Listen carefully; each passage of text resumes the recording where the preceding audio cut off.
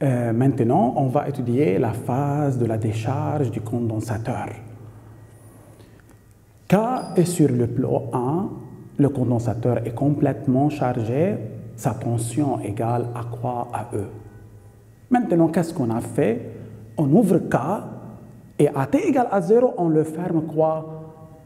Au plot 2. Ça, c'est le circuit du montage équivalent. Dans ce cas, le générateur est hors du circuit. Ça, c'est le circuit correspondant à la décharge du condensateur. Maintenant, qu'est-ce que je veux faire? Je veux déterminer l'évolution du UBM au cours du temps. Comment je peux faire ça? Comme précédemment, je veux utiliser la loi d'additivité des tensions. Que dit la loi d'additivité des tensions? Il dit que UAM égale UAB plus UBM. UAM, c'est UAB plus UBM, c'est vrai. Mais UAM, c'est la tension aux bornes du fil de connexion. Et par suite, UAM égale à quoi? Égale à 0. Tout le monde d'accord? UAM égale à 0. UAB, c'est quoi? C'est RI, c'est la tension aux bornes d'un fil de connexion. Et on passe de A vers B dans le sens positif. UBM, il reste UBM, je veux étudier l'évolution de UBM. Mais remarquons bien, je veux recommencer ça. C'est quoi I? I, c'est DQ sur DT. Mais quel Q? C'est la charge de l'armature ou entre le sens positif, c'est-à-dire c'est QB. Mais on sait que QB, c'est C fois UBM. Donc, C est une constante, il sort à l'extérieur de la dérivée. Qu'est-ce qu'on obtient? I égale C dUBM sur dt. Tout le monde d'accord? Et maintenant, en remplaçant I ici, qu'est-ce que j'obtiens? 0 égale RC dUBM sur dt plus quoi? Plus UBM. C'est une équation différentielle dont UBM est l'inconnu. Dont UBM est quoi? Est l'inconnu. Ça, c'est une équation différentielle. Comment je peux déterminer sa solution? D'après la mathématique, la solution de cette équation différentielle est sous la forme UBM égale, par exemple, A E moins T sur taux. A et taux sont des quoi? Des constantes. Comment je peux déterminer A et taux? Je veux remplacer cette solution dans l'équation différentielle et savoir qu'est-ce qu'on obtient. Maintenant, UBM, c'est UBM. Je veux déterminer dUBM sur dt. dUBM sur dt, c'est-à-dire la dérivée de UBM par rapport au temps, c'est moins A sur taux, E moins T sur taux. Maintenant, je remplace ça ici. Qu'est-ce que j'obtiens? 0 égale RC moins A sur taux, E moins T sur taux, plus UBM AE moins T sur taux. 0 égale moins RC sur taux plus 1. Tout ça facteur commun moins T sur taux. E moins T sur taux est un facteur commun. Remarquons ça, il en reste RC moins RC sur taux. Ici, il en reste 1. Maintenant, on a le produit de deux facteurs est nul. L'un des facteurs est nul, soit min, soit qui, soit ça. Ça égale à quoi? À 0. Et par suite, moins RC sur taux plus 1 égale à 0, alors taux égale quoi? RC. C'est la même expression que dans la phase de quoi? De la charge. Ça, c'est taux. Maintenant, comment je peux déterminer A? Comment je peux déterminer A? Remarquons bien, à t égale à 0, c'est le début de la décharge, car je mets K sur le plot 2. Quelle est la valeur à ce moment-là de la tension UBM? Dans la première phase, UBM égale à E. Lorsqu'on met K sur 2, le condensateur va se décharger. Donc, la tension UBM va décroître à partir de E. Donc, AT égale à 0, UBM égale à E. À partir de cette condition, je peux déterminer A. Remarquons bien, en remplaçant UBM par E et T par 0, qu'est-ce que j'obtiens? A égale à E, car ça égale à 1. Donc, A égale à E. Et par suite, à quoi égale UBM? UBM égale E, A, c'est E moins T sur taux. Avec taux, c'est quoi? Taux, c'est RC.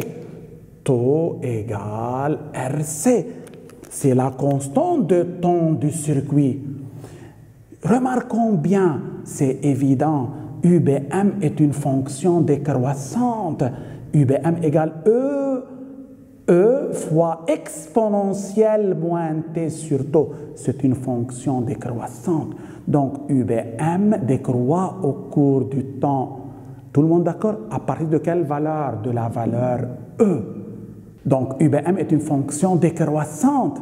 Elle décroît à partir de E à la fin. Elle s'annule. Pourquoi? Lorsque T égale infini, on a E moins l'infini. E moins l'infini, c'est 0. Donc, UBM égale quoi? Égale à 0. Tout le monde d'accord? Maintenant, si je veux représenter UBM en fonction du temps, ça c'est UBM en fonction du temps, ça c'est UBM. AT égale à 0, UBM égale E fois E à la puissance 0, donc c'est E. Donc la valeur de UBM AT égale à 0, c'est E.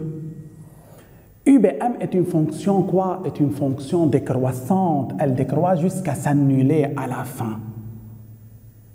Ça, c'est UBM en fonction de quoi? En fonction du temps. Je veux dire quelque chose. Que représente taux pendant la décharge? Taux, c'est la constante de temps du circuit. AT égale taux, qu'est-ce qu'on obtient?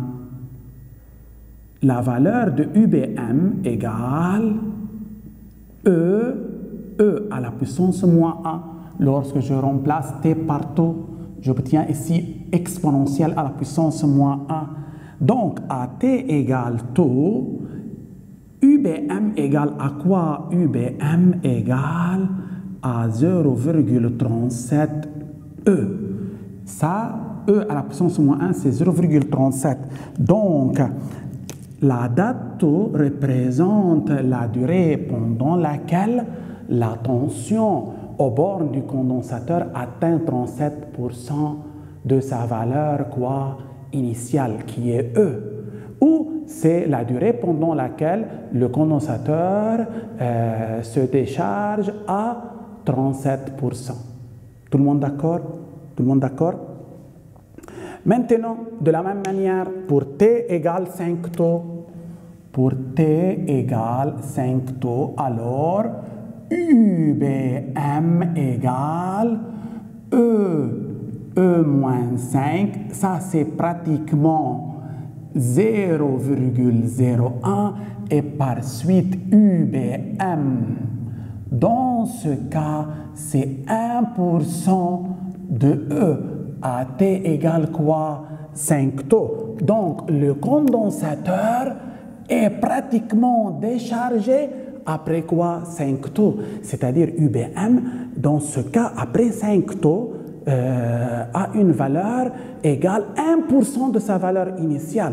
C'est pratiquement le condensateur est complètement déchargé. Complètement quoi?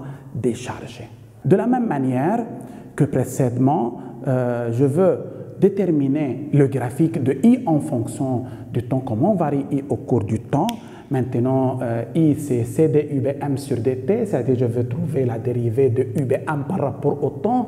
I égale C, la dérivée de UBM par rapport au temps, c'est E quelle est la dérivée de E moins T sur tau? C'est E moins T sur tau fois la dérivée de la puissance de moins T sur tau, c'est-à-dire fois moins 1 sur tau. Donc, I égale quoi? CE, je veux remplacer tau par RC. N'oubliez pas le signe moins ici. Ça, c'est RC. E moins T sur tau. Et par suite, I égale, en simplifiant par C, c'est moins E sur R, E moins T sur tau. Je constate que la fonction I est une fonction quoi? Est une fonction négative. Ça, c'est positif. E sur R positif. I, ici, c'est quoi négatif? Que signifie ça? Signifie que le courant circule dans le sens négatif. Il va circuler dans ce sens et c'est évident. Pourquoi? Car pendant la phase de la charge, lorsque K sur 1, l'armature, la charge positive s'accumule sur cette armature et la charge négative s'accumule sur l'autre armature. Le courant est dirigé dans le sens positif. Dans le premier cas, on a obtenu dans la phase de la charge I positif. I est dirigé dans le sens positif. Ici, la charge initialement accumulée ici. Pardon. Maintenant, remarquons bien, le condensateur joue le rôle d'un générateur, il débite un courant dans ce sens, ce qui signifie I négatif. I négatif, c'est-à-dire le courant se circule dans le sens négatif. Et c'est évident, car le condensateur, pendant la phase de la décharge, c'est lui qui donne de l'énergie au circuit. Il joue le rôle d'un générateur. Ce générateur débite un courant de l'armature positive vers l'armature quoi? Vers l'armature négative. Ça, c'est l'interprétation du signe moins. Maintenant, comment je peux représenter ça? Si je veux déterminer tout d'abord la dérivée de I par rapport au temps pour savoir le sens de variation de I sur dt, c'est quoi? Égal moins E sur R fois moins 1 sur tau E moins T sur tau et par suite E sur R tau E moins T sur tau. Ça, c'est des I sur dt. Qu'est-ce que je constate? Positif, positif, positif. L'exponentielle est toujours positif.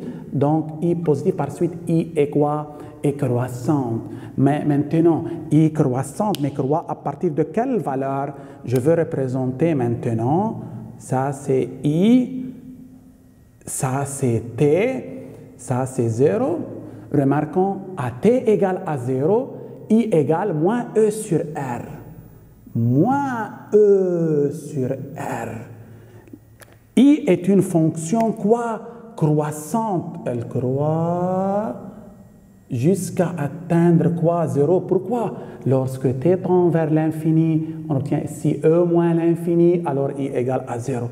Ici, nous sommes dans la fin de quoi? De la décharge. Remarquons, la fonction I est une fonction quoi? Croissante, mais en valeur absolue, remarquons bien, moins, par exemple, ça c'est moins 12 ampères, moins 8 ampères, moins 4 ampères, 0 ampères, mais en valeur absolue, I est une fonction quoi? Décroissante. I en valeur absolue est une fonction quoi? Décroissante. Maintenant, à la fin de la décharge, I égale quoi? 0. À la fin de la décharge. À la fin de la décharge, la tension au bord du condensateur est nulle, l'intensité du courant est nulle, la valeur absolue de l'intensité du courant est décroissante. N'oubliez pas que pendant la charge, le courant entre par l'armature positive pendant la décharge, le courant sort de l'armature quoi positive, car le condensateur dans ce cas joue le rôle d'un générateur. Pour cela, on a obtenu ici I quoi I négative. Tout le monde d'accord?